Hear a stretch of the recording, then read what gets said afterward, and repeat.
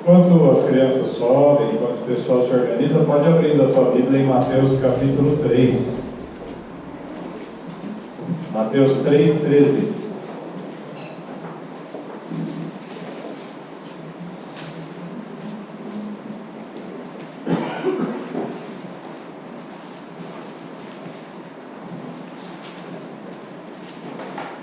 Mateus capítulo 3 e o versículo 13. Amém? O título aí na tua Bíblia, que deve ser igual ao meu, o batismo de Jesus. Esse estudo que nós vamos compartilhar, ele está baseado no livro Desejado de Todas as Nações, no capítulo 11. A história do batismo de Jesus, ela está descrita nesses três textos. Mateus 3, que nós iremos ler, Marcos 1, 9 até 11, e Lucas 3, 21 e 22. A diferença deles é o modo porque cada um explica as mesmas informações com as suas palavras. Em Marcos, as informações que eu comparei, que eu considerava importante para este momento, são semelhantes. Em Lucas 3 tem um detalhe que eu não vou pedir para abrir, que já está escrito aqui. Nós começamos o culto na quarta-feira à noite falando de logo que Jesus saiu da água, ele orou. E aonde está escrito isso? Lucas 3, 21. Orando ele, Jesus, o céu se abriu. Então, para quem estava com essa dúvida, que eu imagino que alguns tiveram dúvida, mas não está escrito que Jesus, a gente tinha lido, acho que foi o próprio Mateus, se eu não me engano. Não estava escrito que Jesus orou, mas em Lucas confirma, Jesus orou logo que ele saiu da água, ele orou. E aí a gente leu aquela oração e o testemunho de Cristo. Quando nós falamos de batismo, aonde que nós começamos a história? Quando nós lembramos do santuário, existia a pia da purificação. Nela, Êxodo 30 diz assim: nela Arão e seus filhos lavarão as mãos e os pés. Quando entrarem na tenda da congregação, lavar-se-ão com água para que não morram. Por que nós devemos nos batizar? Por que nós devemos fazer o que Jesus fez? Para que a gente não morra. Porque tem gente que fala assim: eu aceitei Jesus, mas eu ainda não estou pronto. Entregue-se a Jesus. Consagre-se. O batismo hoje é uma consagração. Jesus fez isso. Os sacerdotes do Antigo Testamento tinham que fazer. O que nós somos hoje, conforme Pedro fala? Reis e sacerdotes. Isto lhe será por estatuto perpétuo e a sua posteridade através de suas gerações. Guarde essa palavrinha perpétuo, que nós vamos entendê-la daqui a pouco. Lá em Daniel 9, 24, está escrito: 70 semanas estão determinadas sobre o seu povo para tu e sobre a tua cidade santa, para extinguir o que? Transgressão. Batismo tem a ver com transgressão. Dar fim aos pecados, expiar a iniquidade. Transgressão, a quebra da lei. Pecado é a transgressão. Iniquidade é um pecado repetido. E trazer o que? Justiça eterna. Quando nós sabemos que as 70 semanas de Daniel, elas vão falar sobre quem? Alô? Sobre Jesus. E selar a visão e a profecia, confirmar tudo que foi predito. E por fim, ungir o santo dos santos. Nós sabemos e já estudamos as 70 semanas que, versículo 27 do Daniel 9, ele firmará um concerto com muitos, não é com todos. Não são todos que aceitaram a aliança de Jesus. Ele firmará o concerto com muitos por uma semana. Essa semana, que começa no ano 27, é exatamente o que nós vamos estudar hoje, o batismo do Senhor Jesus. Por toda a Galileia se espalharam as novas do profeta do deserto. Quem que era o profeta do deserto? João Batista. E de sua maravilhosa mensagem. Esta chegou aos camponeses das mais remotas cidades da montanha e aos pescadores da praia. encontrando nesses corações simples e sinceros a mais genuína aceitação. Então, quando a mensagem se espalhou, as pessoas sinceras começaram a sair dos seus lugares e ir até onde João Batista estava, de toda Israel. Em Nazaré, repercutiu na oficina da carpintaria que fora de José, e houve alguém que reconhecesse o chamado. Quem era esse? Jesus. Jesus e João Batista eram primos, intimamente relacionados pelas circunstâncias do nascimento. Nós já estudamos o nascimento deles dois. Todavia, não haviam tido nenhuma comunicação direta um com o outro, cada um com o seu ministério independente. A vida de Jesus fora passada em Nazaré, a primeira setinha amarela lá em cima, e de João no deserto da Judéia, aqui embaixo, em ambiente grandemente diverso. Imagina isso aqui, andar a pé. Ou vamos pensar assim, imagina alguém mora aqui em São Paulo e tem que ir para a Amazônia a pé. A gente não conhece os amazonenses se só tivesse o caminho a pé. Por quê? Porque é muito longe caminhar. Então eles foram colocados estrategicamente, Jesus lá e o João aqui, por causa do propósito do Senhor. Tinham vivido separados e não se haviam comunicado entre si. A providência, o Senhor Deus, assim o determinara.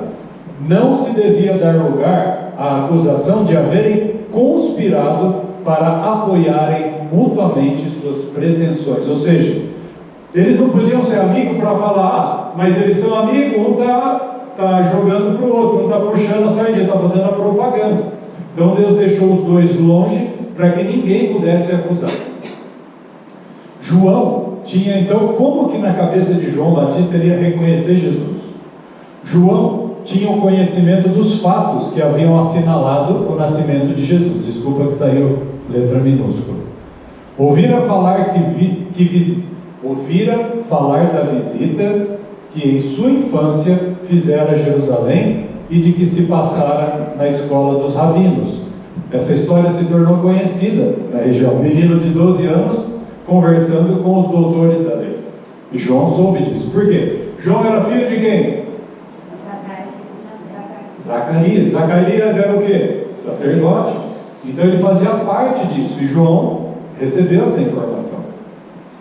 Sabia da existência sem pecado que vivera. O João Batista sabia que Jesus tinha uma existência sem pecado e cria ser ele o Messias. Mas não tinha disso positiva certeza. Essa frase me deu um nó na cabeça. Ele sabia que Jesus viveu sem pecado, sabia que ele era o Messias, mas não tinha disso positiva certeza. O que significa isso? Positiva certeza. Aquela força que fala, é isso e totalmente certo. Ele tinha as informações, mas elas precisavam ser confirmadas, porque ele era um ser humano. O fato de haver Jesus permanecido tantos anos em obscuridade, nas trevas assim, silencioso, não dando especial indício de sua missão, deu lugar a dúvidas quanto a ser verdade o prometido. O que significa isso? Quando nós recebemos uma promessa de Deus, às vezes passa muito tempo e a gente não conseguiu ver o cumprimento ainda. O que acontece quando o tempo passa? Mas será mesmo? Eu vi, mas será? João fez isso outra vez com Jesus, quando Jesus estava no ministério e João estava preso. O que João Batista foi fazer? Pediu para os seus discípulos falar, pergunta se ele é o Messias. Mas por quê? Porque ele duvidava? Não, porque as circunstâncias começaram a oprimir João. Nós somos seres humanos. O Batista era ser humano. E as dúvidas começam a pairar na cabeça. A hora que o tempo demora, a hora que as coisas não andam, nós começamos a ter insegurança. E aí o Senhor vai dando sinais para que aquilo que nós esperamos, a nossa fé, seja alimentada. O Batista, no entanto, esperava com fé confiante, acreditando que, ao tempo designado pelo próprio Deus, tudo se haveria de esclarecer. Em outras palavras, mesmo com um monte de dardos que o diabo jogava na cabeça do João, ele falava, eu tenho fé, eu sei que vai acontecer. Ataque na mente, mas fé no coração. Fé nas promessas, firme nas promessas. Fora-lhe revelado que o Messias procuraria de suas mãos o batismo, e seria então dado um sinal de seu caráter divino. Assim, seria habilitado para apresentá-lo ao povo. Imagina a responsabilidade de João. Ele só teve um contato inicial por informações. A infância inteira ele não viu Jesus. Na idade adulta ele não viu Jesus. Ele ia ter que olhar para aquele homem e falar: é ele. E aí ele teve a fé e esperava um sinal do seu caráter divino. Porque qual que era a responsabilidade? A pessoa que João Batista falasse: é ele. Todos estavam esperando a afirmação de João. Por quê? Porque Deus disse a João: esse vai endireitar o caminho do Messias. A responsabilidade de João era enorme. E qual que era a maior preocupação dele? Eu não posso errar. Eu não posso falar que aquele é Jesus e não é. A responsabilidade desse homem. Quando Jesus foi para ser batizado, João nele reconheceu pureza de caráter que nunca divisara, nunca tinha discernido em homem algum. A própria atmosfera, o ambiente ao redor de sua presença era santa e inspirava respeito. João Batista era capaz de discernir pecados? Cite um exemplo. O rei falou: ó, você está em pecado com essa mulher que não é sua. Você roubou a mulher do seu irmão. Isso que você vive é pecado. E as pessoas chegavam para João Batista para falar o quê? Peguei, fiz isso, e ele vinha com o pecado do arrependimento. João Batista se tornou especialista em discernir pecados. Agora, ele nunca na vida dele sentiu algo como ele sentiu com Jesus. Entre as multidões que se haviam congregado em torno dele no Jordão, ouvira João tristes histórias de crime e encontrara pessoas curvadas ao fardo de milhares de pecados. Nunca, entretanto, estivera em contato com um ser humano de quem brotasse tão divina influência. É igual aquela música que nós cantamos, né? O poder da tua presença mudará o ambiente ao redor. Eu uso isso principalmente quando eu sinto que o clima está pesado.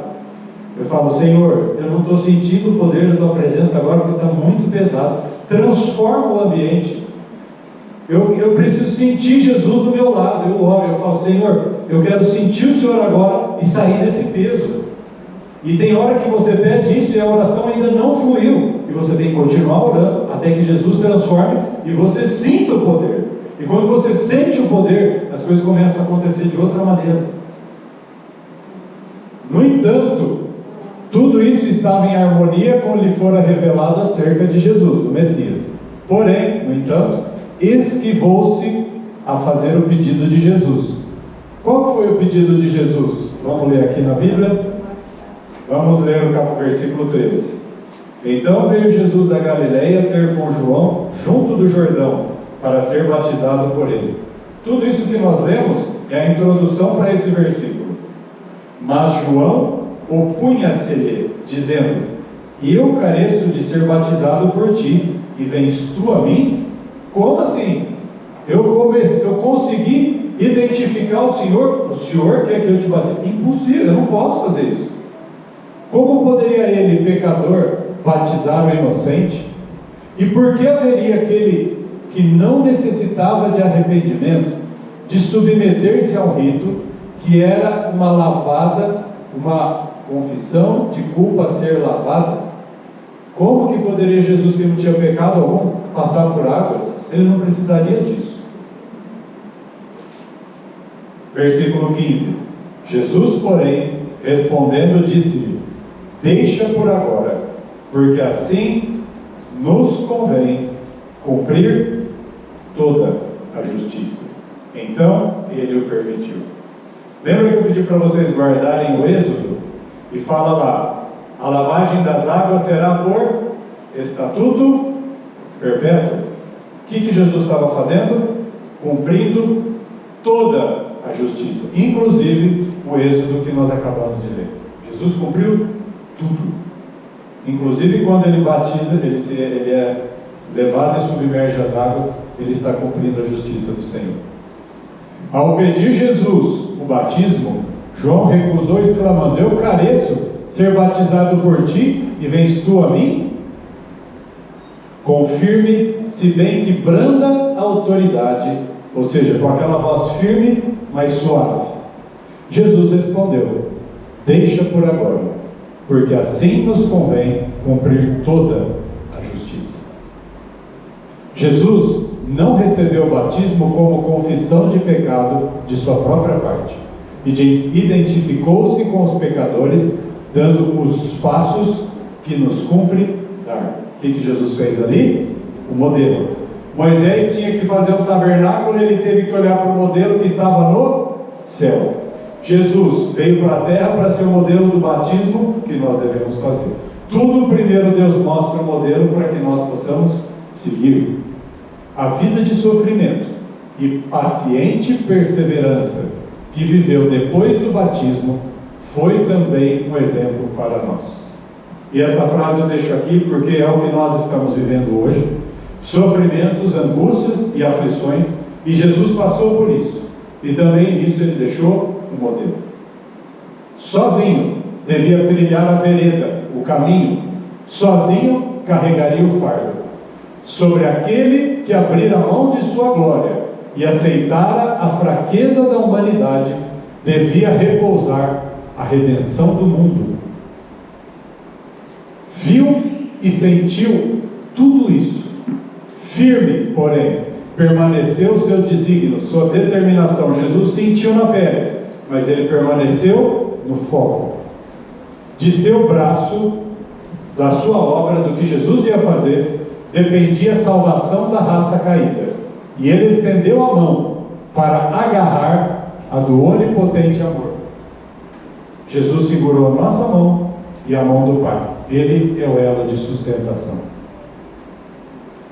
O olhar do Salvador parece penetrar o céu ao derramar alguém em oração. Quando Jesus faz uma oração por alguém, ele está penetrando ao céu. Bem sabe como o pecado endureceu o coração dos homens e como lhes será difícil discernir sua missão e aceitar o dom da salvação eterna. Quando Jesus estava fazendo aquela oração, ele saiu das águas e começou a orar, ele sabia o quão difícil seria o nosso coração de pedra, a nossa teimosia, a nossa resistência. Como nós somos teimosos. Essa oração de Jesus é assim: eles são muito duros. Suplica ao Pai poder para vencer a incredulidade deles, quebrar as cadeias com que Satanás os escravizou, a derrotar em seu benefício o destruidor. Então ele começa a clamar, e o mundo espiritual está assistindo o batismo de Jesus. Pede o testemunho de que Deus aceite a humanidade na pessoa de seu Filho. Ele fala: Senhor, aceita a minha humanidade e eu vou interceder diante do Senhor por eles. Nunca antes haviam os anjos ouvido tal oração. Os anjos se maravilharam do batismo de Jesus, porque nunca tinham ouvido uma oração como aquela. Anseiam, na verdade anseiam, porque nesse momento, anseiam trazer ao seu amado capitão uma mensagem de certeza e conforto. Os anjos assim: Jesus está orando, saiu do batismo, e eles: Pai, nos deixe confortá-lo. Mas não, o próprio Pai responderá à petição do Filho. Diretamente do trono são enviados os raios de sua glória. Abrem-se os céus, e sobre a cabeça do Salvador desce a forma de uma pomba da mais pura luz, fiel emblema dele, o manso e humilde. Olha o que está escrito no versículo 16: e sendo Jesus batizado, saiu logo da água, e eis que se lhe abriram os céus. Então neste versículo está acontecendo tudo isso no céu. Jesus está orando, e os anjos ali tentando falar com o Pai, e Deus diz: não, isso é comigo, como pomba e vindo sobre ele. E eis que uma voz dos céus dizia: este é o meu Filho amado, em quem me alegro ou me comprazo. Entre a multidão, à beira do Jordão, poucos, além do Batista, divisaram, discerniram, conseguiram entender essa visão celeste. Entretanto, a solenidade da divina presença repousou sobre a Assembleia. Naquele momento a presença de Deus esteve ali. Todos estavam diante da presença do Senhor. O povo ficou silencioso a contemplar a Cristo. Seu vulto se achava banhado pela luz que circunda sem cessar o trono de Deus. A mesma luz que estava no trono de Deus, que nós lemos em Apocalipse, a descrição do trono estava no batismo de Cristo Jesus. Seu rosto erguido estava glorificado, como nunca dantes tinham visto um rosto de homem. Teve alguém que teve o rosto glorificado na Bíblia? Quem? Moisés. Moisés tinha que usar um véu, porque tamanha era a presença de Deus com ele, que ele teve que cobrir para não ofuscar e para que a glória de Deus fosse respeitada. Mas aqui, direto do trono, nunca houve na história poder tamanho como neste momento onde Deus fala para Jesus: este é o meu Filho amado, em quem me alegro. João ficara profundamente comovido ao ver Jesus curvado como suplicante. João está lá, acabou de batizar Jesus, estava com toda aquela Satanás, imagina, atormentando João, e ele vendo a obra de Deus, ele ficou maravilhado. Aquilo foi, ele ficou estupefato, como suplicante, rogando com lágrimas a aprovação do Pai. Jesus saiu da água e não falou: agora eu recebi o poder. Ele clamava, ele estava recebendo o poder direto do trono, mas aquilo não mexeu com o orgulho de Jesus. Jesus não se tornou orgulhoso, mesmo tendo recebido todo o poder, direto. Naquele 27 depois de Cristo, naquele momento da história, esse evento aconteceu. Ao ser envolto na glória de Deus, ouvir-se a voz do céu, reconheceu o sinal que lhe fora prometido por Deus. A hora que João Batista ouve e vê Jesus está ali, mas João Batista está aqui, e o João, a mesma hora que ele ouve Deus falar com Jesus, ele fala: esse é o sinal que eu precisava. Sabia ter batizado o Redentor do mundo. O Espírito Santo repousou sobre ele, e estendendo a mão, apontou para Jesus e exclamou: eis o Cordeiro de Deus que tira o pecado do mundo. Ninguém entre os ouvintes, nem mesmo o que as proferia, nem o próprio João Batista, discerniu a importância dessas palavras: Cordeiro de Deus. Nem ele mesmo tinha noção do tamanho, da proporção que isso iria chegar. Quando nós olhamos para trás, Abraão e Isaac é um símbolo do sacrifício do Cordeiro, não é? É a história: Deus proverá. Isaac foi preservado.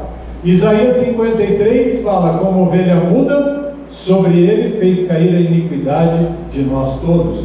Tudo caiu sobre Cristo Jesus. Perdão porque o fundo ficou claro aqui, tá? Deus desejava ensinar-lhes que de seu próprio amor provinha a dádiva que os que reconciliava com ele. O Senhor da vinha enviou seu filho aos vinhadeiros. Lembra a história do Senhor da vinha? Ele dá uma vinha para cuidar, e os homens cuidam. A hora que o Senhor volta e fala: me dá o que é meu, eles falam: não. Aí ele fala: vou enviar o meu filho. E eles fazem o que com o filho? Mata o filho. Tudo isso é a representação do que Jesus foi feito, o que foi feito através de Jesus e Deus oferecendo o seu filho. E as palavras dirigidas a Jesus no Jordão: este é meu filho amado, em quem me comprazo, abrangem toda a humanidade. As palavras dele assim: eu quero me alegrar em cada ser humano, porque todos são criaturas do Senhor. Deus falou a Jesus como nosso Quando João Batista estava vendo Jesus ser batizado, isso é uma figura para hoje também, onde cada um que é batizado, o Senhor Deus fala: este é o meu Filho amado, em quem eu me alegro. Com todos os nossos pecados e fraquezas, não somos rejeitados como indignos. Muitas vezes Satanás pesa, ele coloca uma palavra de culpa na nossa mente, para que não acreditemos: não, meu pecado, é impossível Deus me perdoar. Ninguém sabe o que eu fiz, é um absurdo, eu não tenho nem condição de ir para a igreja. Isso é uma culpa além do que Deus colocou. E existe uma mensagem chamada justificação pela fé, que é o que esse culto inteiro está sendo pregado hoje. Desde o primeiro versículo, a mensagem do louvor, esta mensagem fala sobre justificação pela fé. Nenhum pecado é suficientemente grande de modo que não possa ser perdoado. De que maneira? Se confessarmos os nossos pecados, Ele é fiel e justo para perdoar e purificar. Perdoa, Senhor, me perdoa. Eu reconheço, eu morri para mim mesmo e ressuscitei no batismo. Você vai se tornando purificado. Deus, lá em Efésios 1, versículo 6 diz assim: Deus nos fez agradáveis a si no amado. Ele não falou: esse é o meu filho amado? No seu amado, Ele fez cada um de nós agradáveis aos olhos dele. Então nós podemos chegar até Deus. Por isso Hebreus fala: com ousadia chegamos ao Santo dos Santos, entrando com ousadia num lugar que assim, só o sumo sacerdote uma vez por ano poderia entrar, e eu e você, com a nossa vida de criança, com os nossos pecados da juventude, com as coisas que nós fizemos que os nossos pais não sabiam, com as coisas erradas que nós ainda hoje queremos fazer. Mas quando nós olhamos para essas coisas e como nós ouvimos agora: não, eu não quero mais o pecado, eu quero Jesus, o Senhor Deus nos olha como agradáveis. A glória que repousou sobre Cristo é um penhor, uma garantia, é uma garantia do amor de Deus para conosco. O batismo de Jesus é uma figura para a salvação da humanidade. Indica-nos o poder da oração. O que é essa cena? Jesus intercedendo no santuário celestial como um sumo sacerdote no Santo dos Santos, no santuário, no tabernáculo eterno, que vai ser revelado, como diz lá em Apocalipse 11, que vai mostrar: eis o tabernáculo de Deus. Essa imagem representa isso tudo. Com a voz humana, o poder da oração, como a voz humana, pode chegar aos ouvidos de Deus, e as nossas petições podem achar aceitação nas cortes celestiais. Muito pode, por sua eficácia, a súplica de um justo. A sua oração pode chegar até o céu, porque Jesus fez a obra. Em razão do pecado, a terra foi separada do céu, não é? O que fala Isaías mesmo? Isaías 59, 1 e 2. Os vossos pecados fazem separação entre nós e o nosso Deus. Alienada, separada de sua comunhão, mas Jesus a ligou novamente com a esfera da glória. Seu amor circundou o homem e atingiu o mais alto céu. Enquanto Cristo hoje, dá para imaginar essa cena, enquanto Cristo hoje faz isso, Ele está intercedendo por mim e por você. Vale muito a pena a gente abrir mão dos nossos pecados, porque a recompensa que nos está guardada, nem olho viu, nem coração sentiu, nem ouvido ouviu o que Deus tem preparado para aqueles que o amam. A luz que se projetou das portas abertas sobre a cabeça do nosso Salvador incidirá sobre nós. Nós acabamos de ler que Jesus recebeu o poder do trono. Essa mesma luz incidirá sobre nós, sabe quando? Hoje, ao pedirmos auxílio para resistir à tentação. Eu e você precisamos de força, porque nós somos tentados o tempo inteiro. Nesse culto nós estamos sendo tentados.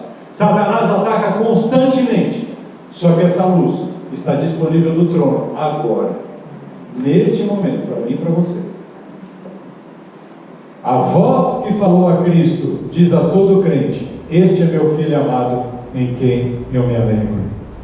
Amados, agora somos filhos de Deus e ainda não é manifestado o que havemos de ser, mas sabemos que, quando Ele se manifestar, seremos semelhantes a Ele.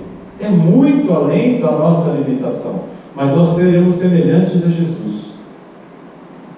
Nosso Redentor abriu o caminho de maneira que o mais pecador, necessitado, opresso, oprimido, desprezado, pode achar acesso ao Pai. Pensa numa pessoa que você despreza na tua vida. Pensa numa pessoa que você não quer nem ver na frente, que você tem aversão dela. Até essa, o Senhor pode tirar o fardo. Todas. Todos podem ter um lar nas mansões que Jesus foi preparar. As portas celestiais estão abertas a todos. Isto diz o que é santo, que é verdadeiro, que tem a chave de Davi, o que abre e ninguém fecha, e fecha e ninguém abre. Eis que diante de ti tenho posto uma porta aberta, e ninguém a pode fechar. Se Deus dá uma palavra dessa para você, que ninguém vai fechar a porta, é só você que pode fechá-la. Quando você nega, quando você rejeita. E quando é o extremo da rejeição, isso se chama blasfêmia do Espírito Santo. Esse é o fechar da porta. Eu quero terminar com duas reflexões. Lá em 2 Pedro 3, versículo 6, diz assim: a purificação da terra pelo dilúvio aconteceu quando está escrito lá assim: pelas quais coisas pereceu o mundo de então, coberto com as águas do dilúvio. Então olha que mais símbolo tem o batismo. Nós estamos aí no próprio capítulo 3, só que no versículo 11. Leia o versículo 11 de Mateus 3. E eu, em verdade, vos batizo com água. Quem está dizendo isso? João Batista. Para o arrependimento. O que era o símbolo do dilúvio? Arrependam-se para que sejam salvos. Abram mão dos seus pecados e entrem na arca. Não foi esse o símbolo do dilúvio? Era para a salvação e para que Deus dizer: eu não vou mais suportar, isso vai exterminar e eu vou começar a terra novamente. Então eu, em verdade, vos batizo com água para o arrependimento. O mesmo símbolo do dilúvio. Mas aquele que vem após mim é mais poderoso do que eu. Não sou digno de levar as suas sandálias. Levar, não é lavar, está escrito levar. Levar as suas sandálias. Ele vos batizará com o Espírito Santo e com fogo. Quando que aconteceu o batismo com fogo? Lá em Pentecostes. As chamas vieram sobre os apóstolos, sobre os que estavam reunidos, como nós acabamos de cantar: nada mais, nada além de ti. Naquele momento do cenáculo desce, mas existe uma outra forma. No final de tudo, Elias foi batizado com fogo. Elias subiu numa carruagem de fogo. Jesus destruiu a terra com o dilúvio, e ele vai destruir com fogo. Toda a simbologia bíblica, ela se mantém desde o Antigo e o Novo Testamento. E eu queria terminar com este raciocínio: como o batismo de Jesus se relaciona com as 3 mensagens angélicas. Então, vamos abrir em Apocalipse 14 para nós concluirmos.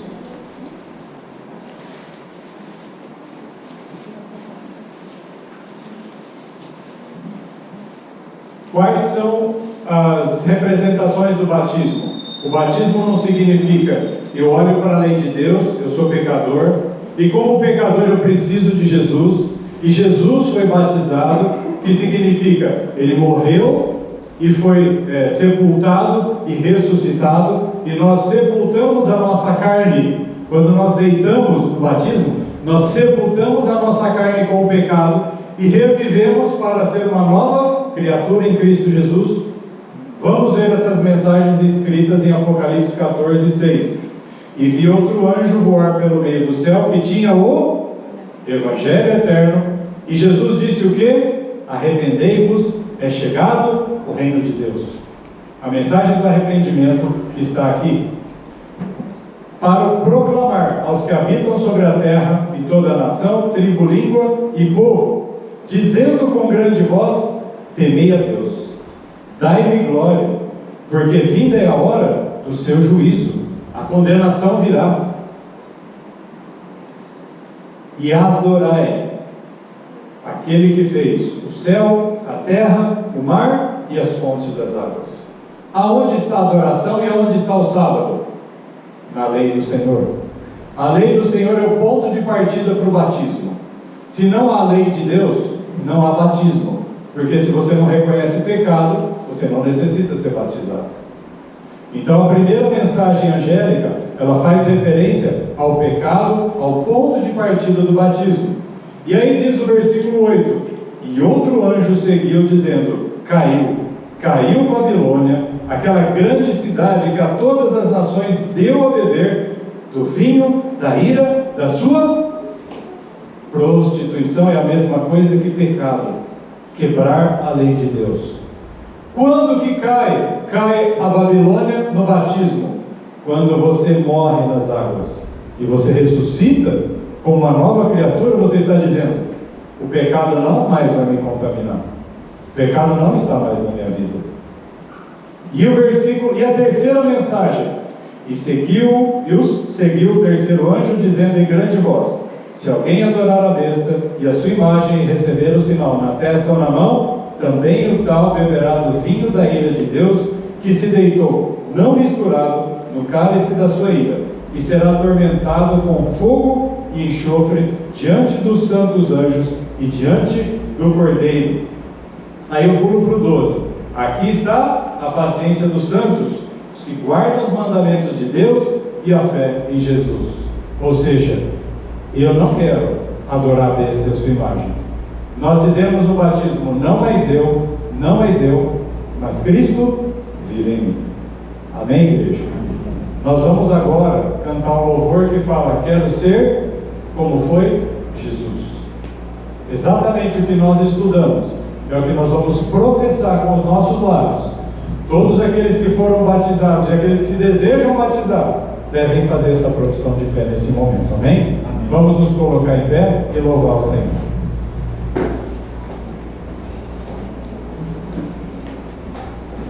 Recebi a bênção, só preciso passar algumas. O corretor do WhatsApp aqui estava errado, eu falei algumas coisinhas, eu quero ajustá-las. Primeiro que em algum momento da pregação eu falei, eu soltei uma frase de Jesus, o período que ele estava oculto, que ele não estava revelado. Primeiro eu falei Jesus em trevas, essa frase ela é do mal. Depois eu corrigi, mas eu não quero que fique gravado. Eu vou até deixar depois isso junto com o vídeo, né? Jesus só estava oculto antes que ele se manifestasse. E em algum momento, isso eu não ouvi eu falando, eu falei o pecado do arrependimento, é o batismo do arrependimento. Tá? Então não pode ficar uma frase errada. E eu falei que ele recebeu todo o poder no batismo. Na verdade, todo o poder ele recebe na cruz, quando ele cumpre por completo a sua obra. E foi quando o Pai disse: esse é meu Filho amado, que o João teve a confirmação. E não sei se para alguém ficou errado, mas eu disse que quando a gente deita nas águas do batismo e ressuscita, não é que a gente é criatura, nós somos uma nova criatura. Nova criatura é igual Filho de Deus. Todos os seres humanos são criaturas, são criados por Deus. Quem é chamado filho? João 1,12 diz: mas a todos quantos o receberam, deu-lhes o poder de serem feitos filhos de Deus, a saber, quem que são os filhos? Os que creem no seu nome. Então quem é filho de Deus nessa terra? Os que creem no nome de Jesus. Amém?